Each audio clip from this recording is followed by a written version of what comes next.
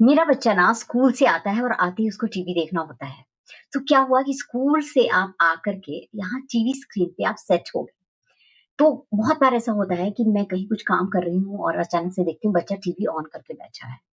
So it is my responsibility to tell him, but एक बार बोलती हूँ, 2 बार बोलती हूँ, लेकिन वो सुनता नहीं है और मैं अपना पेशेंस खो देती हूँ। और मुझे लगता है कि मैं बहुत जल्दी अपना पेशेंस खो देती हूँ।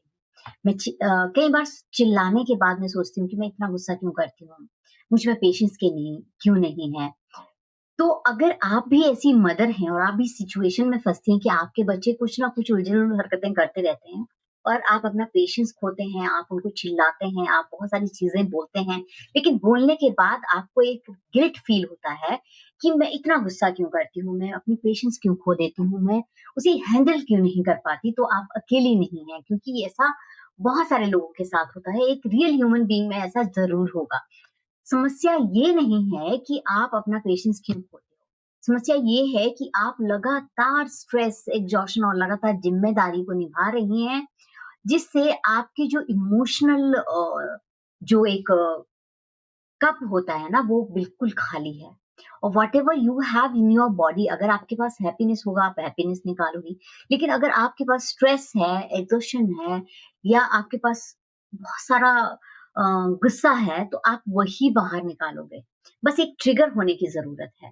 और आपको छोटी-छोटी बात भी, अगर वो छोटी-सी बात है कि 10 मिनट बच्चा टीवी देख रहा है ना? थोड़ा-सा रिलैक्स हो रहा है क्योंकि स्कूल में बहुत सारी एक्टिविटीज़ उसने किए हैं, बहुत सारा स्टडी भी करना पड़ता है, लिखना भी पड़ता है, बहुत सारा एक्टिविटीज़ भी होती हैं। तो अगर वो 10 मिनट देख भी रहा है, तो वो बात भी हमें बहुत बड़ी लगती है क्योंकि हमें बताया गया है कि स्क्रीन टाइम नहीं देखना। So dear mummy, if you are doing this, तो आपको परेशान होने की ज़रूरत नहीं है, क्योंकि मैं ऐसा बहुत पहले करती थी। तो जैसे मेरा बच्चा आता था तो मैं इस तरह की एक्टिविटीज़ करती थी।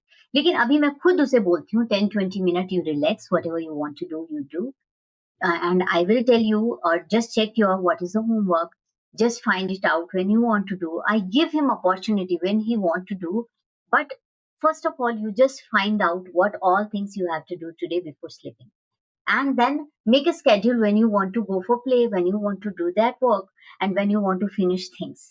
So when I give him opportunity, when I give him कि वो डिसीजन मेकर है, तो वो उस चीज में उसे लगेगा कि मैं जो है मैं अपना निर्णय खुद ले रहा हूँ। उससे क्या होगा, बच्चा भी खुश होगा और आपको भी वो इंटरनल जो तनाव है, आपका स्ट्रेस है, वो कम हो जाएगा। आप भी चिल्लाना बंद कर दोगे, आपको भी गुस्सा नहीं आएगा, आपके भी हेल्थ में कुछ प्रॉब्लम नहीं होगा। और ये आप उसके लिए नहीं बल्कि अपनी सेल्फ केयर के लिए कीजिए, क्योंकि आपका बच्चा भी थका हुआ होता है, उसे भी थोड़ा रिलैक्सेशन की ज़रूरत होती है। तो अगर वो देख रहा है, टीवी देख रहा है इंस्टेड ऑफ फ़ोन और टैबलेट, तो let him watch his favourite thing. So it is very important कि जो वो देख रहे होते हैं, आपको उनको देख करके देखना है कि वो चीज़ें सही हैं उनकी एज ग्रुप के लिए या नहीं। That is more important. And आपको एक चीज़ हमेशा ध्यान रखनी है कि आपका मेंटल हेल्थ, आपकी self care on the top priority होना चाहिए। क्योंकि for example if you are going with a glass of water, अगर आप थोड़ा-सा आपको कहीं बम्प हुआ, आप गिरेंगे तो आप पानी ही गिराएँगे। सिमिलरली जो आपकी बॉडी में, आपके माइंड में, आपके थॉट प्रोसेस में भरा है, जब आप किसी के ऊपर आपको ट्रिगर हुआ, तो इमीडिएटली आप वही निकालेंगे। इसीलिए अपने मन को शांत रखने के लिए, अपनी सेल्फ मेंटल हेल्थ के लिए आपको ये चीज़ें करना बहुत ज़रूरी है। You have to be very much mindful when doing parenting. So it is not for them only, but it is for yourself also.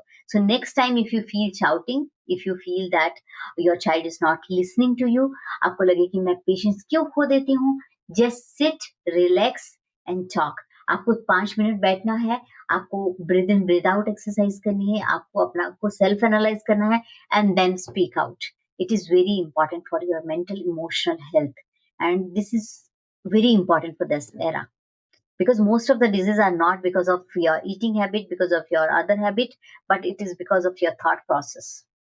So follow me for more such parenting advice, and if you're struggling in parenting, do not hesitate to send me a message. I'll help you.